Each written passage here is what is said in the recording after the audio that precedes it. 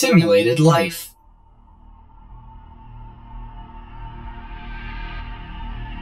Please listen. Listen till the very end. Write every word upon your heart. This is not fiction. As horrible and bizarre as it may sound, this is real, more real than anything you can perceive. My name, it doesn't matter. I don't have a name anymore. I was purged until I denounced my name. Call me whatever you like. Sex, it doesn't matter. It never mattered. But once, I guess I was male.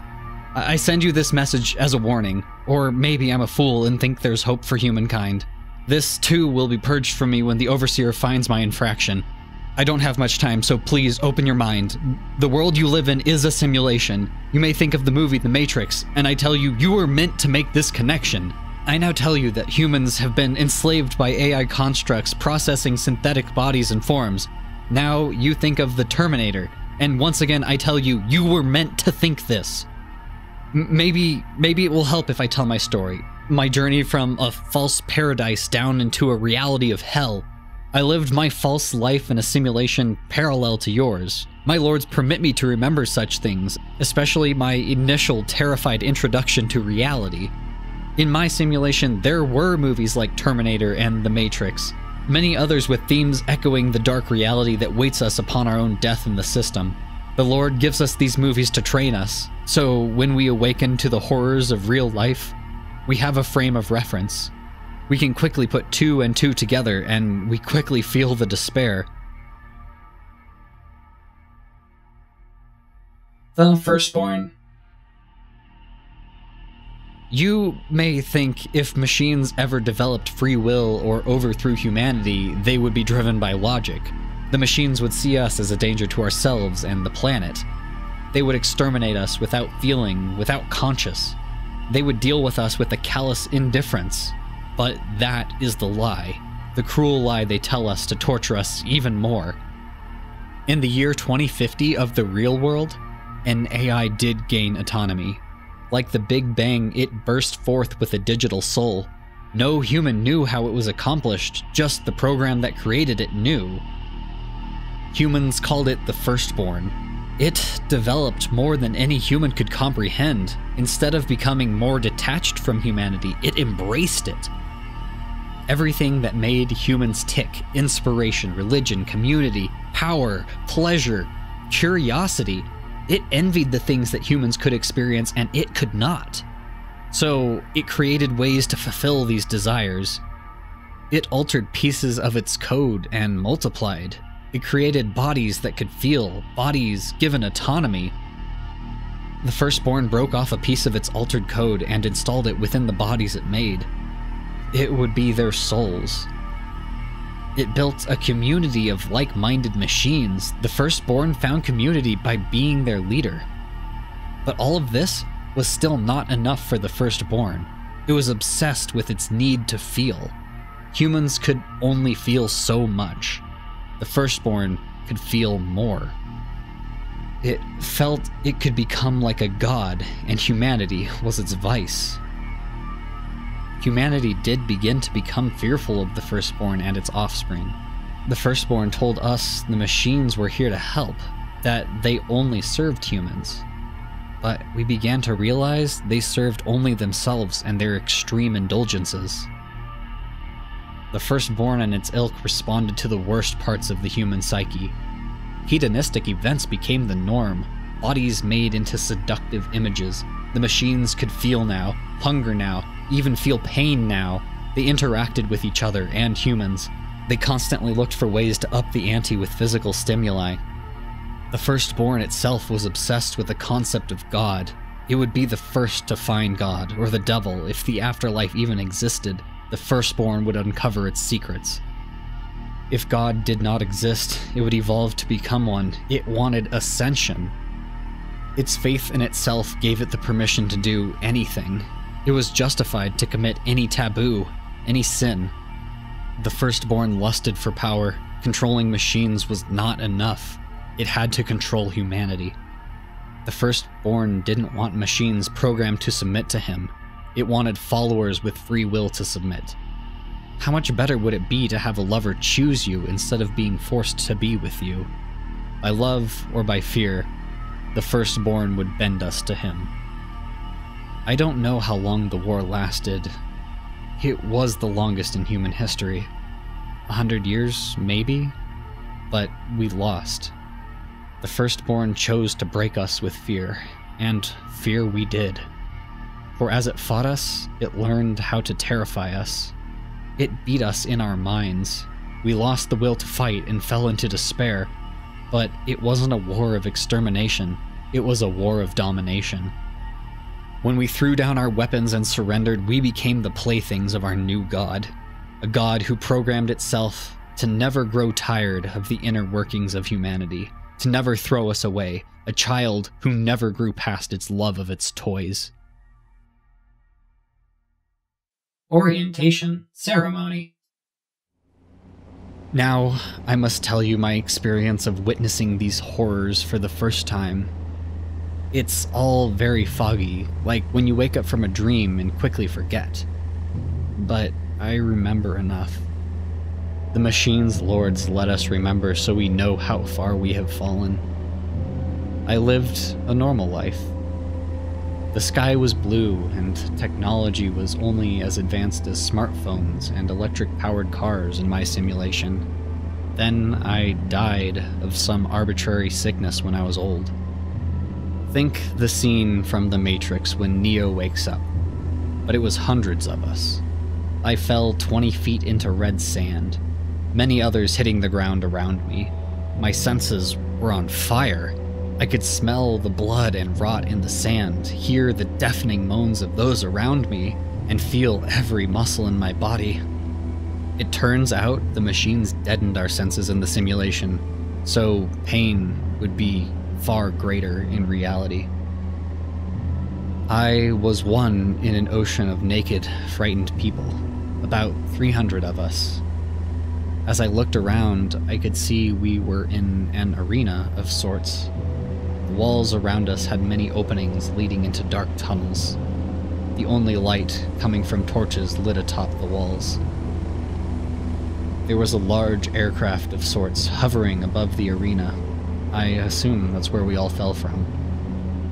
I tried to communicate with the people around me, but it was no use. No one spoke the same language. Nobody. Had the machines taught us all different languages to keep us from organizing? What I call English is a completely different language in your simulation. But all talking stopped when the laughter started. A psychotic laughing that froze my blood. It echoed through the Colosseum. Then I heard screaming coming from the edge of the crowd. I looked to see my first demon in this waking hell. A tall, lanky figure about 20 feet high. A maniacal grin across its face, showing sharpened metal teeth. It wore a jester's hat with bells jingling as it swayed back and forth. A bulbous yellow eye opened in the middle of its head. It had one small pupil that twitched fervently back and forth, looking in all directions. It raised its skinny arms to show everyone its rather thick forearms, at least 2 feet in width. What should have been its hands were long, claw-like fingers that twisted like snakes. Where its palms should have been were gaping mouths with rows of inlaid teeth. That's when the killing started. The abomination grabbed the closest person and bit its head off.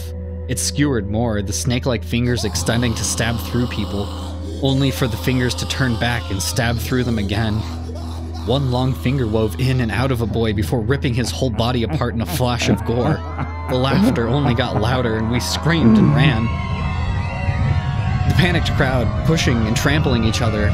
My muscles were weak and sore, but I pushed towards one of the open tunnels furthest from the laughing monstrosity. The jester jumped over us to land with a crunch on the people closest to the tunnel. There were at least 20 layers of terrified men and women separating me from this thing. It bent over and opened its mouth, spraying a jet of black, corrosive acid all over the crowd. And in an instant, once living humans were reduced to stinking, bubbling mounds of gore. The rows of people in front of me twisted and screamed as they attempted to turn and flee, most falling down, bubbling and caving in on themselves.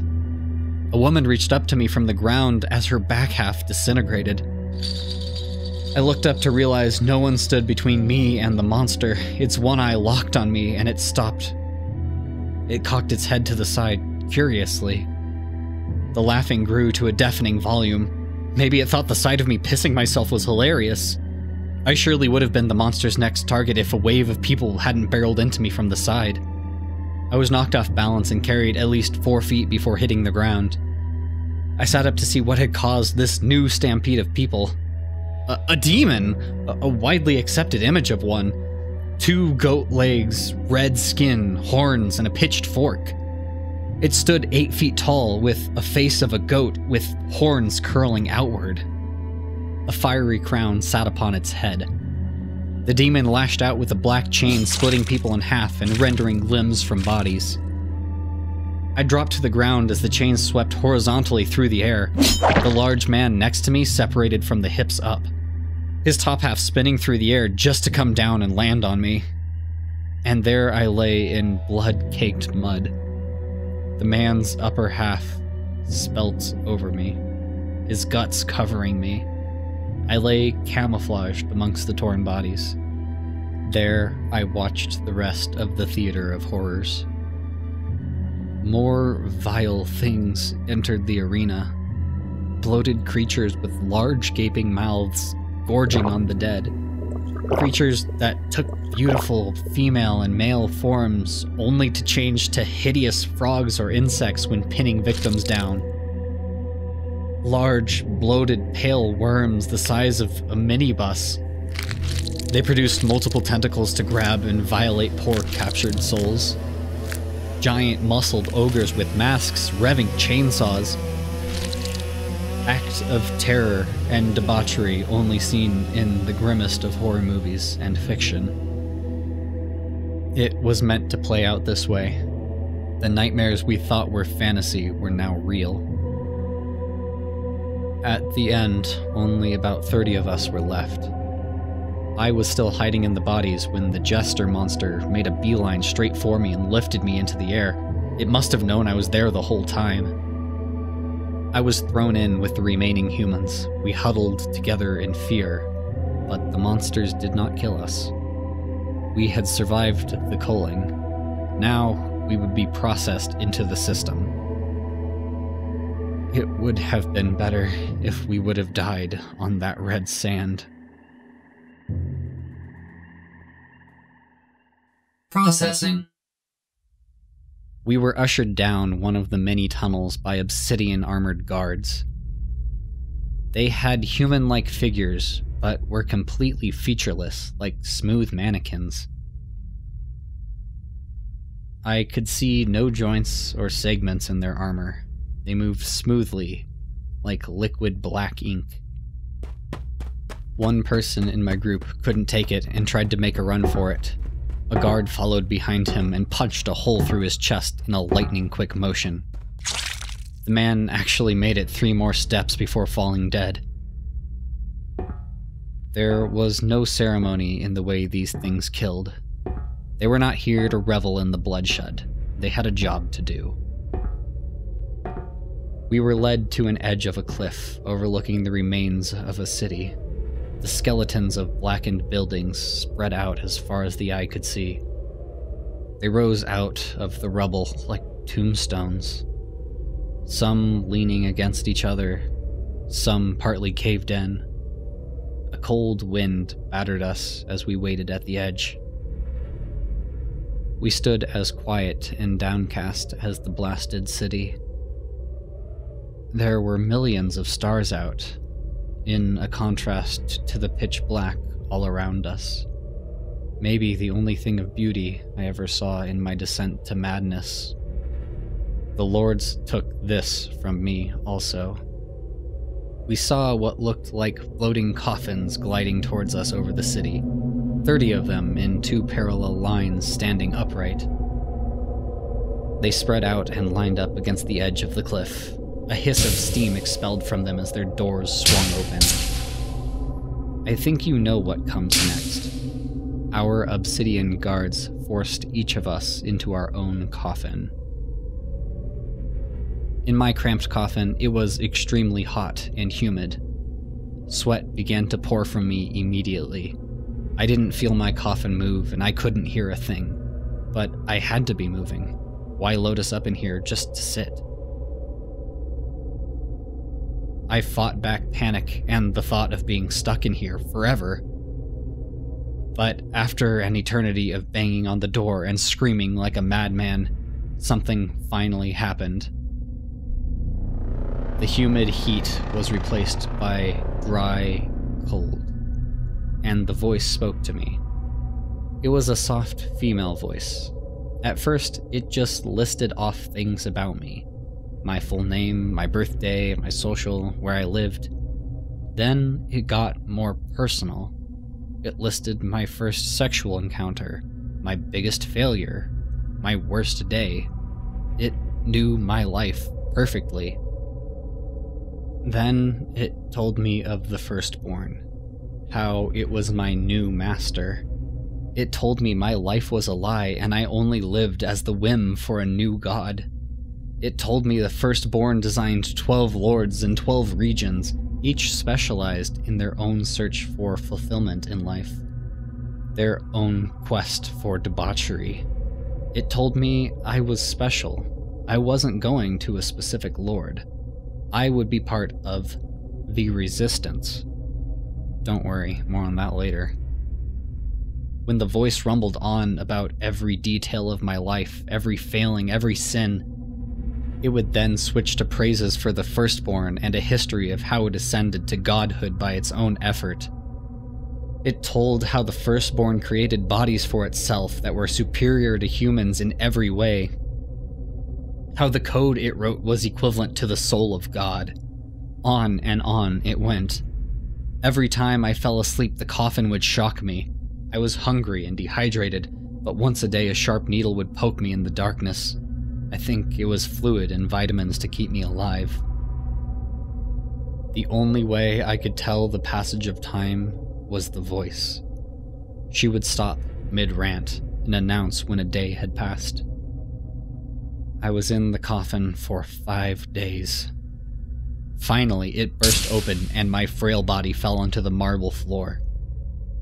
I looked up to see it was a cathedral of sorts. High ceilings with pillars and stained glass. The building was fused with technology. Monitors dotted the pillars and large cables hung from the shadows of the ceiling. One of these cables ran down to attach to the back of a head of a person. He shifted and stumbled toward me. He wore tattered brown robes like a monk. A slab of metal was fused with his head to cover his eyes and blind him. His hands were replaced with metallic claws and writhing cables. I felt disgust and pity for him. Little did I know the same fate awaited me. The resistance. I was made one of those monks. I was forced on an operating table by the obsidian guards. Without anesthesia, my arms were sliced off and crude metallic claws were attached. My eyes were removed and replaced with metal orbs before the metal slab was fused across them. My vocal cords were destroyed, somehow with a sharp jab in the neck. The metal orbs they replaced my eyes with showed me orange text against the black void. Now that I had no way to communicate with anyone, all of the secrets would be revealed. The orange text introduced me to the order of the monks I had been abducted into. It also explained the Great Game and my part in it. The Great Game was created specifically for the Firstborn's entertainment, the ultimate reality TV show. The Firstborn created a fake war and a fake narrative for the surviving humans to follow. Not all humans are taken to the regions and palaces of the 12 lords. Some are rescued, or they escape. These humans will at some point make contact with what is meant to be a friendly AI. These friendly machines will tell the lie that their prime directive is to protect humanity against the Firstborn. These metal allies will say they've been resisting the Firstborn for centuries, slowly building an army. In truth, these friendly machines follow the orders of the Firstborn. They are meant to give the beleaguered humans hope before betraying them. Usually, the friendly machines will betray the humans after years of built trust. At a key battle. What is worse than no hope? False hope. I've heard it play out countless times. My torture is to hear my fellow humans talk and plan around me. I hear the trust being earned and the hope rise, just to be betrayed and murdered by these traitorous machines. I can do nothing but bear witness. My role in this game is that of a tech monk. My lore is I'm supposed to be a human that trusted the allied good machines. I allowed them to augment me to keep me alive to serve humankind. Such a noble person I'm meant to be. For hundreds of years, I and fellow monks have taken care of humans seeking safety in our cathedrals. Our new eyes let us see outlines and vital signs of people around us. The fake story about our cathedral is it is invisible to the Firstborn. It is supposed to be a sanctuary from the monsters. How many times have I heard the Firstborn's abominations storm the cathedral and slaughter the families that live here, their life signs flatlining around me? Once the decade-long game is over, it all starts over. A new story for a new group of naive survivors.